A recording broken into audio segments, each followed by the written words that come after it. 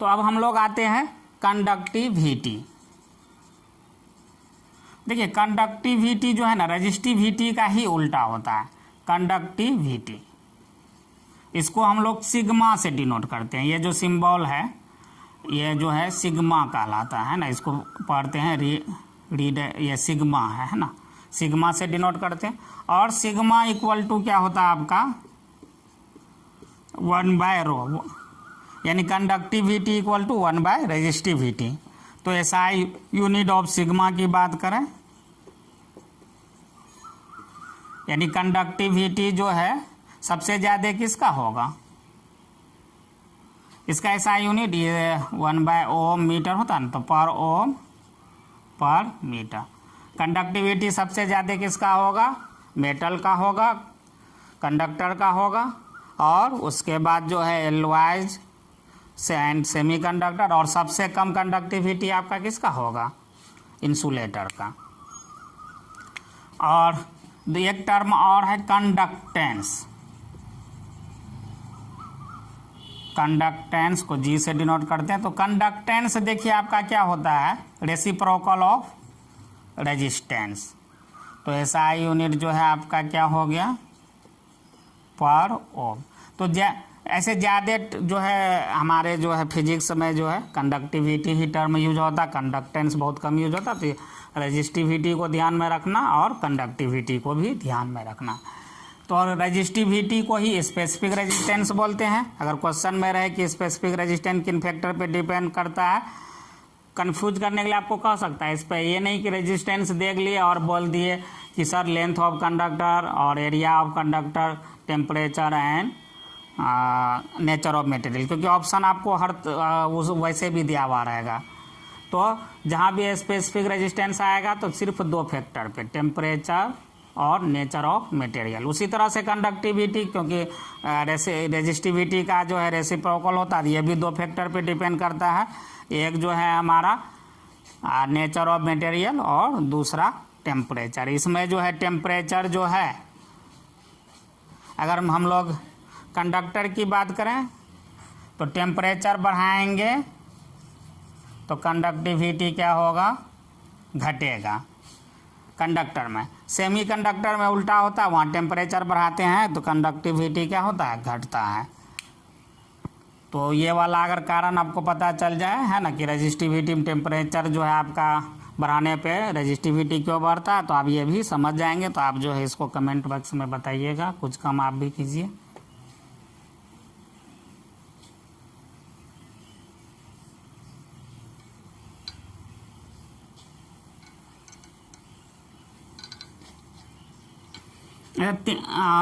Bihar board में एक जो है बहुत फेमस क्वेश्चन होता है, वेरिफिकेशन ऑफ ओम्स लॉ, आपके 10th क्लास 10th लेवल के बोर्ड में पूछा जाता है। तो देखिए वेरिफिकेशन ऑफ ओम्स लॉ ये जो है आपका जो है एक प्रैक्टिकल स्किल से रिलेटेड क्वेश्चन है। उसमें आपको क्या करना है, जैसे उसमें जो है VI कैरेक्टरिस्टिक बताए थे ना, वही आपका वेरिफिकेशन ऑफ ओम्स लॉ है। उसमें पहले हम लोग जो है एक सेल लगाते हैं है ना, फिर करंट मेजर करते हैं, फिर जो है दूसरा सेल लगाते हैं, फिर हम लोग करंट मेजर करते हैं, फिर तीसरा सेल लगाते हैं और फिर हम लोग करंट मेजर करते हैं।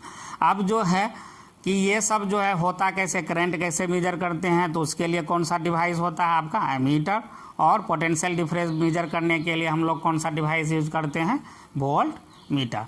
तो हम लोग जो है ये डिवाइसेस वगैरह इंस्ट्रूमेंट वगैरह भी बाद में देखेंगे। उससे पहले हम लोग पढ़ लेते हैं ग्रुप और कम्बिनेशन ऑफ रजिस्टर्स, यानी 2 या 2 से अधिक रजिस्टर का जो है कम्बिनेशन कैसे करेंगे ना, ग्रुप और कम्बिनेशन ऑफ रजिस्टर्स।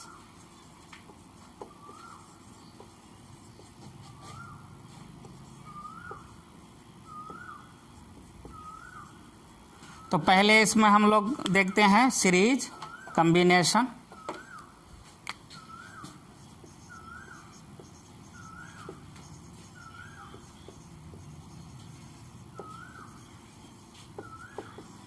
देखिए 2 या 2 से अधिक रजिस्टर, यहाँ पे हम लोग जो है 3 रजिस्टर लेके जो है इसको देखते हैं, R1 R2 R3।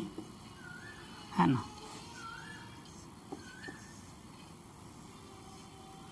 ये पोटेंशियल डिफरेंस भी है। अगर देखिए ये जो है, ये मान लीजिए ये आपका जो पोटेंशियल सोर्स है बैटरी, ये जो पावर सोर्स है, ये करंट आई दे रहा है, तो यहाँ पे करंट हमको क्या आएगा आई, और इस रजिस्टर से करंट कितना पास होगा आई, और इस रजिस्टर से भी करंट कितना पास होगा आई।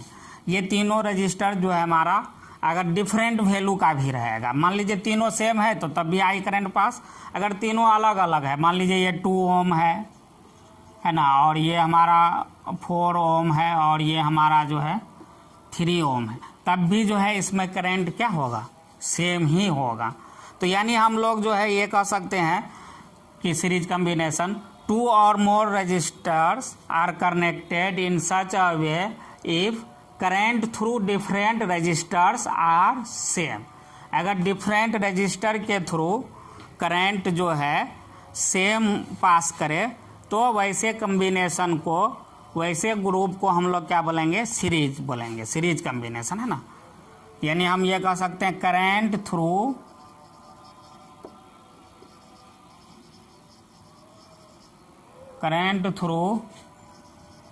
डिफरेंट रजिस्टर्स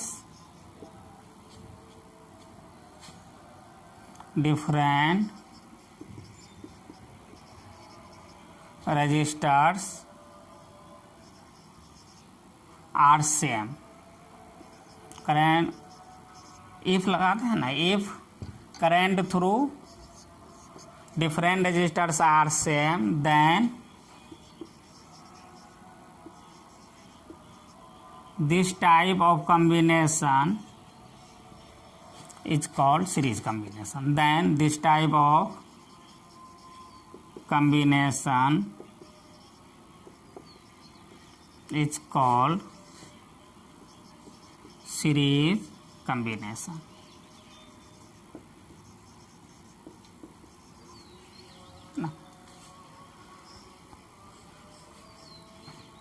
अब ये देखिए हमको जो है इसका इक्विवेलेंट रजिस्टर निकालना है, रेजिस्टेंस निकालना है। इसमें जो है जैसे मान लेते हैं कि ये वाला रेजिस्टेंस के अक्रॉस पोटेंशियल ड्रॉप अगर V1 है, इसके अक्रॉस V2 है, और इसके अक्रॉस पोटेंशियल ड्रॉप कितना है V3 है। तो टोटल पोटेंशियल जो है टोटल यानी जो है हम एक तरह से कह रहे हैं एनर्जी जो दे रहे हैं उसको कितना दे रहे हैं, पावर कितना हमारा V वोल्ट है। तो यही जो है ये तीनों में क्या होगा, डिस्ट्रीब्यूशन होगा। यानी जो हमारा जो है जो पोटेंशियल डिफरेंस है वो क्या होगा, डिस्ट्रीब्यूटेड होगा, किस में, सीरीज कॉम्बिनेशन में। और करंट क्या होगा, सेम होगा। यानी हम कहा if current through different registers are same and potential difference divided among them, है ना। अगर पोटेंशियल डिफरेंस को जो है तीनों में अगर हम लोग डिवाइड कर दे, डिस्ट्रीब्यूट कर दे, है ना, तो वैसे कॉम्बिनेशन को हम लोग क्या बोलते हैं, सीरीज कॉम्बिनेशन। अब हम लोग ये चाहते हैं कि इन तीनों रजिस्टर के जगह जो है एक सिंगल रजिस्टर जो है यूज करें, और सो डैट कि उसमें भी पोटेंशियल अगर अप्लाई करें तो हमको करंट कितना मिले, आई मिले। यानी हम लोग ये चाह रहे हैं कि इन तीनों के जगह, तीनों रजिस्टर के जगह ये हमारा जो है आर इक्विवेलेंट है इसमें, यानी ये तीनों रजिस्टर के जगह पे, है ना, एक सिंगल रजिस्टर लेना चाह रहे हैं, और उस सिंगल रेजिस्टेंस का वैल्यू जो है क्या हो, सो डैट कि अगर इसके अक्रॉस पोटेंशियल भी अप्लाई करें, पहले जैसे जितना पोटेंशियल यहाँ था तो हमको करंट कितना मिले, आई मिले, ये हम चाह रहे हैं। तो यानी अब हमारा मकसद क्या है, आर इक्विवेलेंट को निकालना। तो देखिए ये आर इक्विवेलेंट हम लोग कैसे निकालेंगे, तो यहाँ पे देखिए V इक्वल टू हम लोग यहाँ पे लिख सकते हैं V1 plus V2 plus V3, है ना। अच्छा V इक्वल टू एक और फार्मूला आता है IR, हम लोग देखे थे वहाँ पे।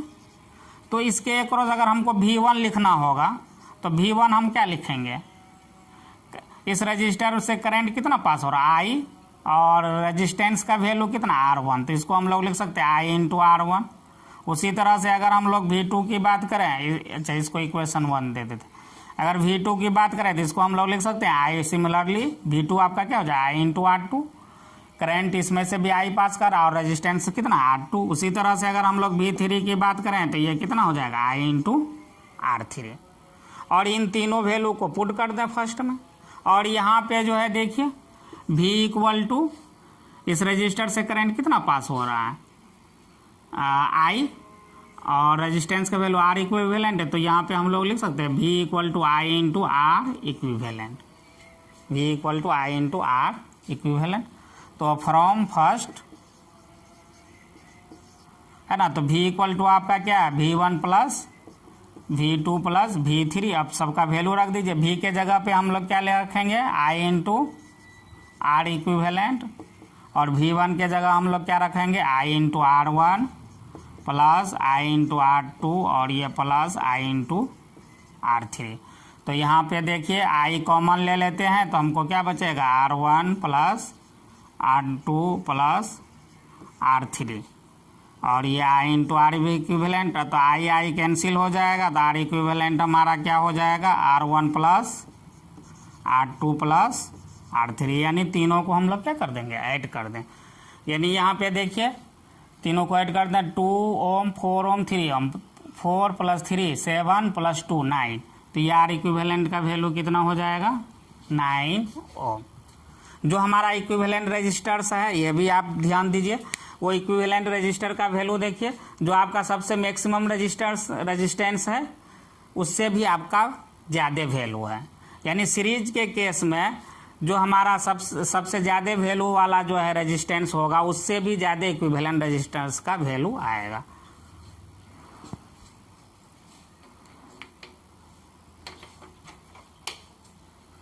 इसी तरह से अगर हम लोग जो है ये करें कि n रजिस्टर है, नंबर ऑफ रजिस्टर कितना है n है, इक्वल वैल्यू का n रजिस्टर है, तब जो है R इक्विवेलेंट कितना होगा सीरीज कॉम्बिनेशन में। जैसे मान लीजिए कि है ना, ये जो है 3 रजिस्टर है RRO का, तो यहाँ पे R इक्विवेलेंट अगर हम लोग निकालें तो ये R इक्विवेलेंट हमको कितना मिल जाएगा 3 इंटू R, है ना, 3 है तो 3 इंटू R। इसी तरह से अगर मान लीजिए कि 5 है,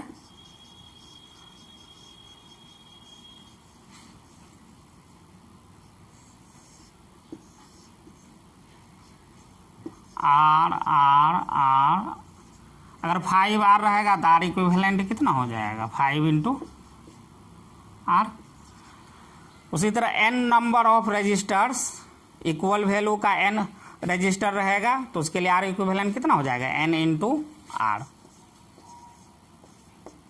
इफ, तो हम लोग क्या लिखा, इफ n रजिस्टर्स,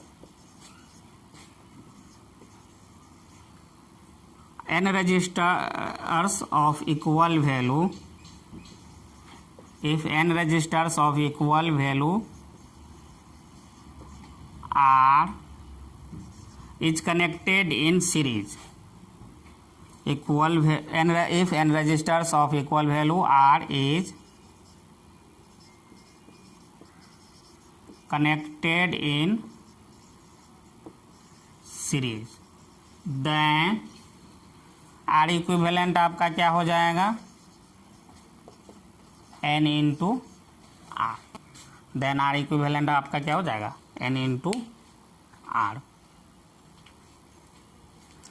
ये सीरीज कॉम्बिनेशन हो गया। अब हम लोग जो है पैरेलल कॉम्बिनेशन देखते हैं।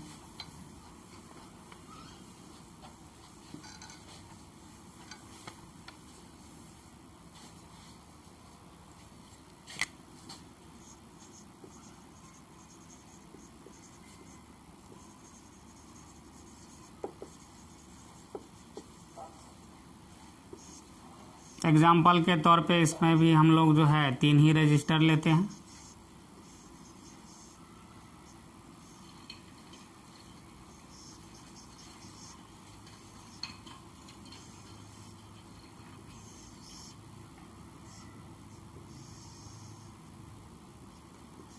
देखिए ये R1 है, ये R2 है, ये हमारा R3 है। तो इसमें आप एक चीज़ देख रहे होंगे, यहाँ से अगर करंट I आ रहा है तो ये करंट आई यहाँ पहुँचेगा। उसके बाद जो है इसको 3 रास्ता मिल रहा है, चाहे तो करंट इधर जाए, इधर जाए, इधर जाए। तो अब क्या होगा, तो करंट जो है वो पाथ को चूज करता है जिसका जो है रेजिस्टेंस का वैल्यू क्या होता है, कम होता है। यानी जिस रास्ते में स्पीड ब्रेकर कम होगा उधर से जाना ज़्यादा पसंद करेगा। तो हमारा करंट यहाँ आने के बाद क्या हो जाएगा, डिस्ट्रीब्यूट हो जाएगा। मान लेते हैं इसमें से करंट I1 गया, इसमें से करंट क्या गया, I2 गया, और इसमें से करंट हमारा क्या गया, I3 हो गया। तो यानी करंट का जो है तीनों रजिस्टर के अक्रॉस क्या हो रहा है, डिस्ट्रीब्यूशन। लेकिन पोटेंशियल डिफरेंस की अगर बात करें तो देखिए इस बीच में यहाँ तक कोई रजिस्टर कनेक्ट नहीं है, तो R3 के अक्रॉस पोटेंशियल डिफरेंस कितना है, V। R2 के अक्रॉस भी हमारा पोटेंशियल डिफरेंस कितना है, V। और R1 के अक्रॉस भी हमारा पोटेंशियल डिफरेंस क्या है, V। यानी तीनों रजिस्टर के अक्रॉस जो है पोटेंशियल डिफरेंस क्या है, V। अगर पोटेंशियल डिफरेंस जो है डिफरेंट रजिस्टर के अक्रॉस पोटेंशियल डिफरेंस अगर सेम हो तो हम लोग वैसे कम्बिनेशन को क्या बोलेंगे, पैरेलल कम्बिनेशन। तो हम यहाँ पे लिख सकते हैं if potential difference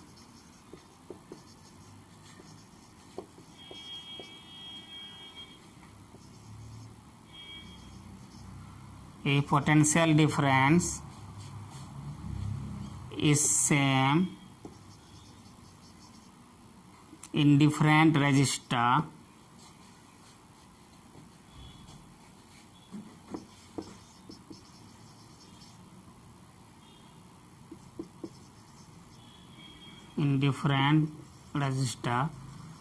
then this type of combination is called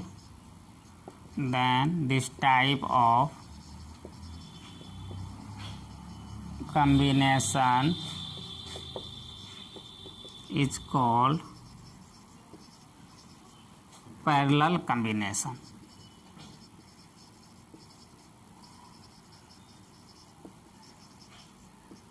If potential difference is same in different register, then this type of combination is called parallel combination. यानी हम ये भी कह सकते हैं दो या दो से अधिक रजिस्टर को इस तरह से कनेक्ट करें कि उन रजिस्टर के अक्रॉस में जो पोटेंशियल डिफरेंस होगा वो क्या हो, सेम हो।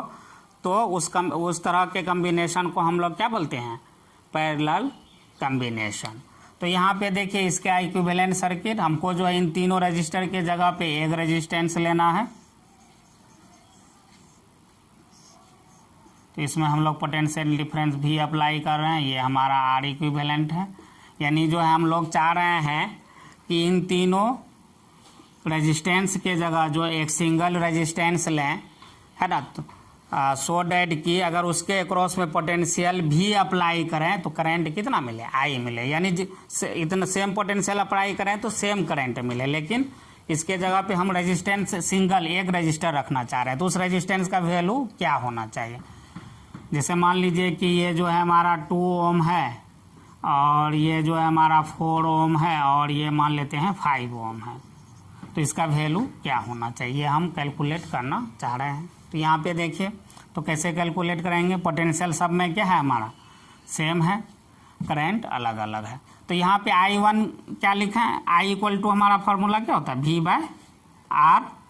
तो I1 हम लोग यहाँ पे लिख सकते हैं, इसके अक्रॉस में पोटेंशियल कितना है V और करंट कितना पास हो रहा है I1 और इसका रेजिस्टेंस कितना R1। तो I1 इक्वल टू हम लोग लिख सकते हैं V/R1। उसी तरह से अगर I2 सिमिलरली V/R2 और I3 हम लोग यहाँ पे क्या लिख दें, V/R3। I3 हमारा क्या हो जाएगा, V/R3। और यहाँ से I इक्वल टू हम लोग क्या लिख सकते हैं, V/R इक्विवेलेंट। तो इसमें आप लोग जो है देखिए यहाँ पे तीनों रजिस्टर अगर मान लीजिए किसी एक को हटा भी देंगे तो पोटेंशियल डिफरेंस उतना ही होगा ना। ये जो है पोटेंशियल ये पॉजिटिव टर्मिनल है ना, तो यहाँ से यहाँ तक में जो है कोई जो है इसको हम लोग चाहे तो यहाँ कनेक्ट कर सकते हैं, चाहे तो ऐसे कनेक्ट कर सकते हैं, चाहे तो ऐसे कैसे भी कनेक्ट कर सकते हैं, इसको इस तरह से कनेक्ट कर सकते हैं। तो आप समझ में आ रहा है ना, इसके अक्रॉस पोटेंशियल डिफरेंस कितना है, V।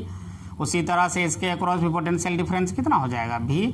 तो तीनों रजिस्टर के अक्रॉस पोटेंशियल डिफरेंस कितना है, सेम है। तो I1 V by R1, I2 V by R2, I3 V by R3। अब यहाँ पे ये I करंट, यही I करंट यहाँ से हम ये सप्लाई कितना कर रहा है करंट I, और यही I करंट यहाँ तीनों जगह डिस्ट्रीब्यूट हो रहा था। I इक्वल टू हम लोग लिख सकते हैं I1 plus I2 plus I3। अब वैल्यू रख दें, I का वैल्यू क्या है V बाय R इक्विवेलेंट, तो यहाँ से, और I1 का वैल्यू हम लोग लिख लें V बाय R1, और ये हो जाएगा V बाय R2, और यहाँ हो जाएगा V बाय R3, और V कॉमन ले लेंगे तो ये कैंसिल आउट हो जाएगा, और यहाँ से 1 बाय R इक्विवेलेंट हमारा कितना आ जाएगा 1 by R1 plus 1 by R2 plus 1 by R3। तो ये हमारा जो है पैरेलल कम्बिनेशन का जो है फार्मूला हो गया।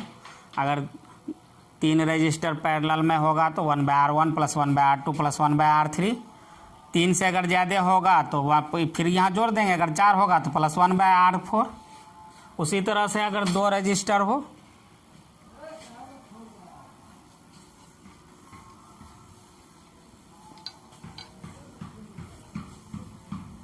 अगर 2 ही रजिस्टर जो है हमारा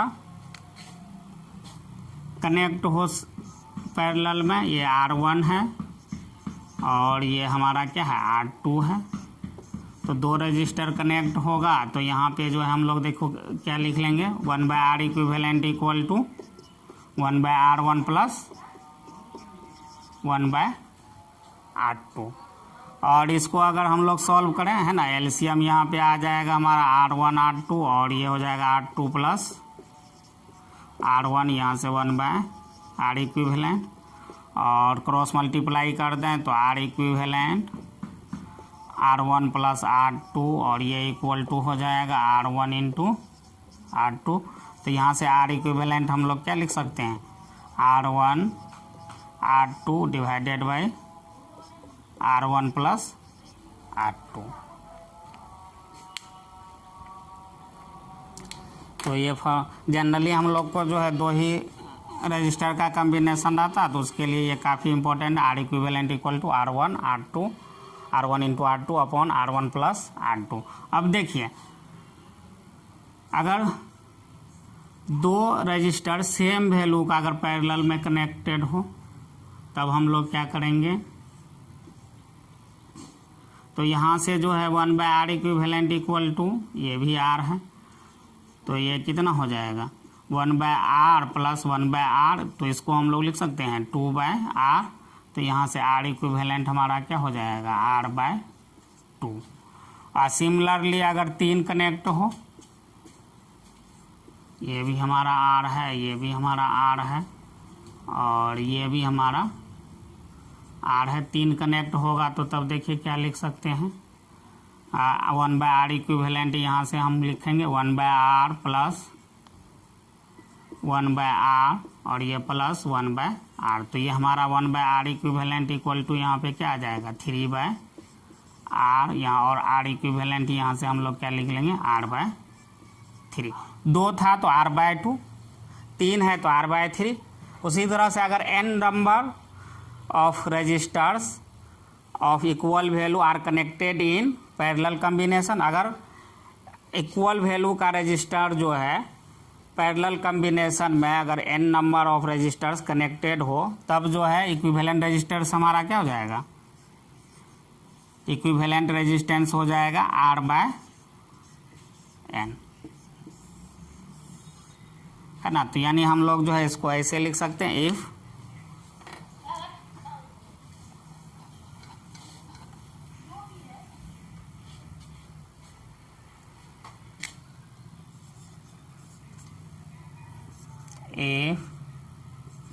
n registers of equal value are connected in parallel,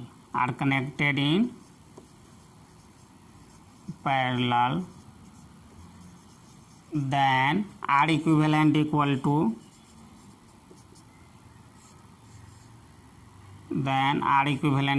आपका क्या हो जाएगा R बाय n। हम लोग जो है जो भी न्यूमेरिकल प्रॉब्लम है ना, उसको अभी आप लोग घबराइए नहीं, इस पे काफ़ी न्यूमेरिकल करेंगे रजिस्टर से related.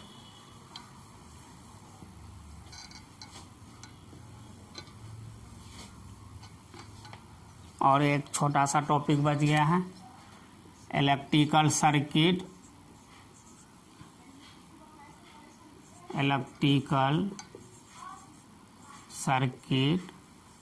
And measuring instrument, electrical circuit and measuring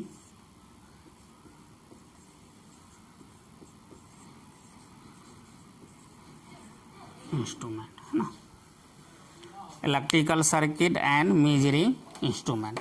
तो देखिए इलेक्ट्रिकल सर्किट क्या होता है, वैसा क्लोज पाथ जिसके थ्रू करंट पास हो सके। इलेक्ट्रिकल सर्किट जो है वैसा क्लोज पाथ जिसके थ्रू करंट पास कर सके, वैसे क्लोज पाथ को, है ना, वैसे सर्किट को हम लोग क्या बोलेंगे, इलेक्ट्रिकल सर्किट, है ना।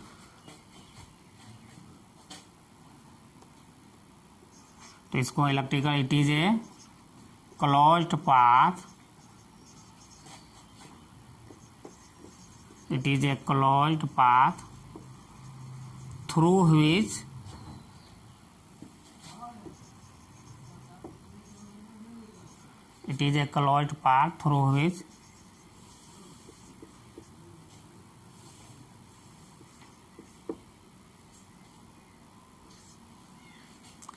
it is a closed path through which electric current pass.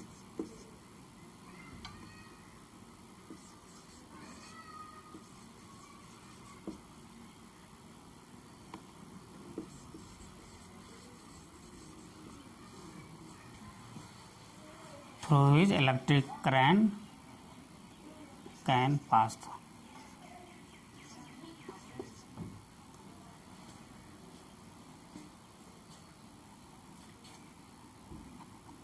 या इसको ऐसे लिखेला, it is a close path in which electric current pass through. It is a close path in which electric current pass through, ये ज़्यादा suitable है। In which electric current pass called electrical circuit.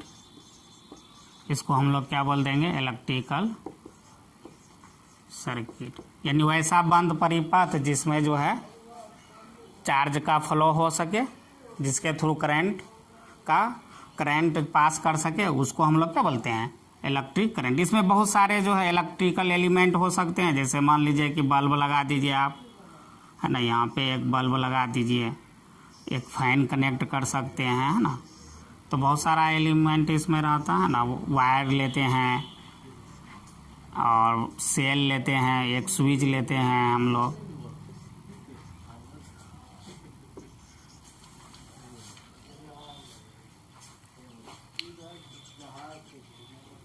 अब देखिए हम लोग आते हैं measuring instrument पे। तो दो तरह का मेजरिंग इंस्ट्रूमेंट पढ़ते हैं, एक हम पढ़ते हैं वोल्ट मीटर और दूसरा हम लोग पढ़ते हैं एमीटर। तो एमीटर क्या करता है,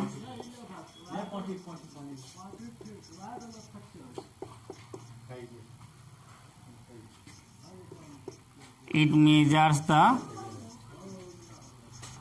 current in the circuit, it measures the current in the circuit. किसी सर्किट में करंट कितना फ्लो हो रहा है ना, इसको कौन मेजर करता है, एमीटर। और ये हमेशा जो है इसको हम लोग कनेक्ट करते हैं, it is always connected in series. ये हमेशा किस में कनेक्ट होता है, सीरीज में।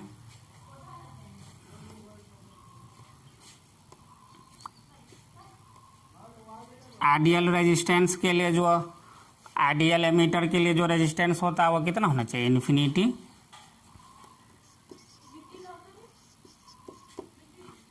Resistance for ideal ammeter is infinity.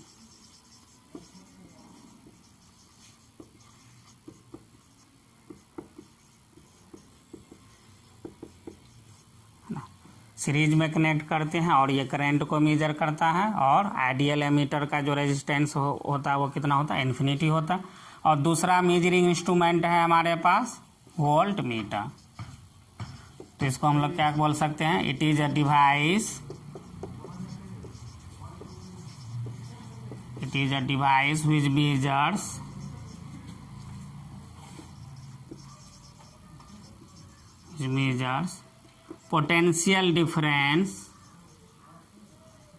which measures potential difference, across the element।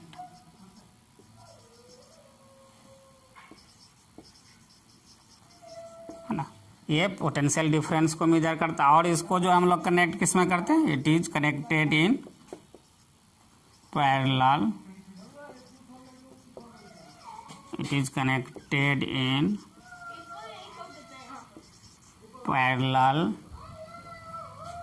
Across the element, जिसका जो है हम लोग को पोटेंशियल डिफरेंस जिस एलिमेंट का मेजर करना है उसके अक्रॉस में हम लोग पैरेलल में जो है वोल्टमीटर को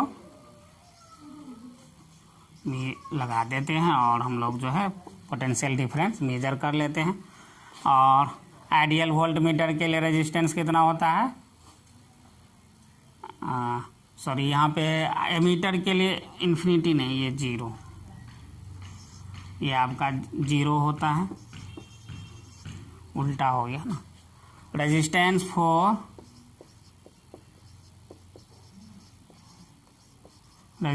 for ideal voltmeter is infinity. Ideal voltmeter के लिए जो है रेजिस्टेंस हमारा कितना होता है, इन्फिनिटी होता है ना। तो ये हमारा दो मेजरिंग डिवाइस है ना, एमीटर और वोल्टमीटर।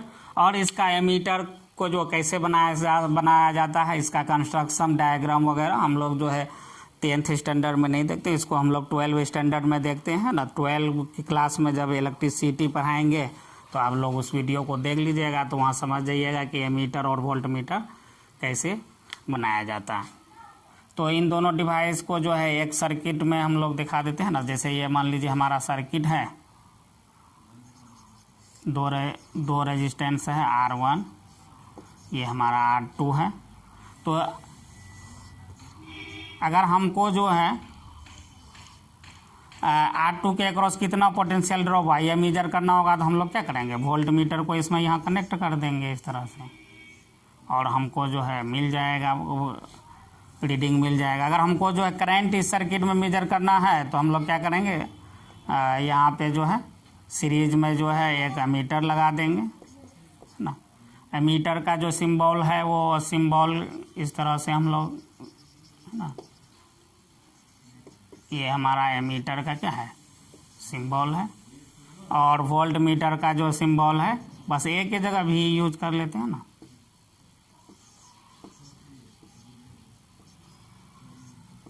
इसको आगे जब हम लोग क्वेश्चन सॉल्व करेंगे तो उसमें देखेंगे एमीटर और वोल्ट मीटर को किस तरह से जो है हम लोग जो है सर्किट में यूज करते हैं। और आप लोग जो है देखेंगे मल्टीमीटर मार्केट में आता है, तो उस मल्टीमीटर में जो है एमीटर और वोल्ट मीटर यानी वोल्टेज और करंट मेजर करने के लिए ऑप्शन होता है ना। तो दो कॉर्ड निकला हुआ रहता है, उस कॉर्ड को जो हम लोग सीरीज में अगर लगा दिए किसी सर्किट में तो एमीटर, अगर करंट मेजर करना तो सीरीज में उस कॉर्ड को लगाते हैं, अगर हम वोल्टेज मेजर करना है तो उसको जो है हम लोग जिस एलिमेंट के अक्रॉस वोल्टेज मेजर करना उसके पैरेलल में जो हम लोग कनेक्ट कर देते हैं। तो आज का क्लास इतना ही। नेक्स्ट क्लास में जो है हम लोग जो है न्यूमेरिकल डिस्कस करेंगे, क्योंकि काफ़ी सारा थ्योरी हो गया। तो हम लोग जो नेक्स्ट क्लास में इलेक्ट्रिक करंट का न्यूमेरिकल, ओम्स लॉ से रिलेटेड न्यूमेरिकल और पैरेलल और सीरीज कम्बिनेशन ऑफ रजिस्टर का न्यूमेरिकल डिस्कस करेंगे। इतना ही आज के लिए, थैंक यू।